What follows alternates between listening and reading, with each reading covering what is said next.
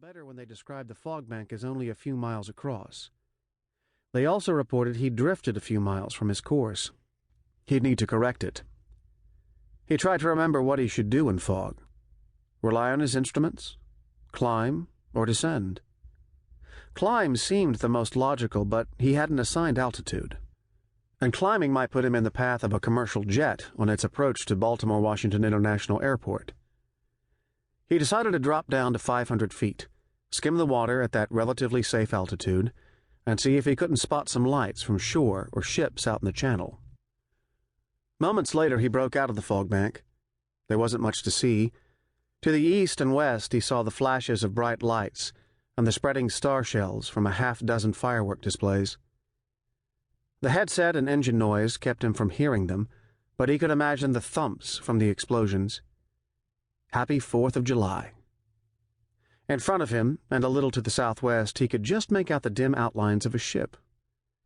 He should be over Eastern Bay, he thought, south of the Chesapeake Bay Bridge, and not near the channel at all. As he drew closer, he saw the ship had a loading crane positioned on its starboard side, and in the process of offloading or retrieving something from a barge. What looked like a buoy dangled from the crane's cable. Funny that. The Coast Guard usually handled buoys, and as far as he knew, no ship's channel came this far into Eastern Bay. The ship below him did not have the classic white hull and bright red-orange marker stripe of a Coast Guard vessel. It looked more like a tramp steamer from an old movie, barely showing either running or marker lights. And what would anyone be doing on the 4th of July in the middle of the night and so close to shore?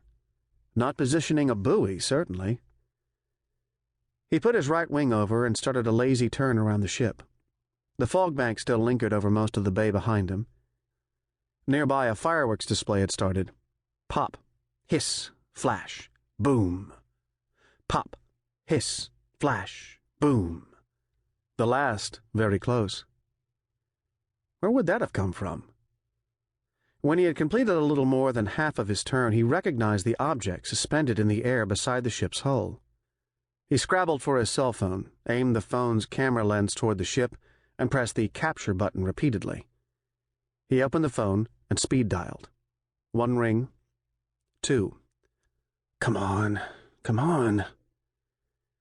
Hi, this is Lizzie. I can't come to the phone right now. Lizzie, pick up, pick up. But if you leave a message, Lizzie, pick up. Boop. Lizzie, call your Uncle Charlie.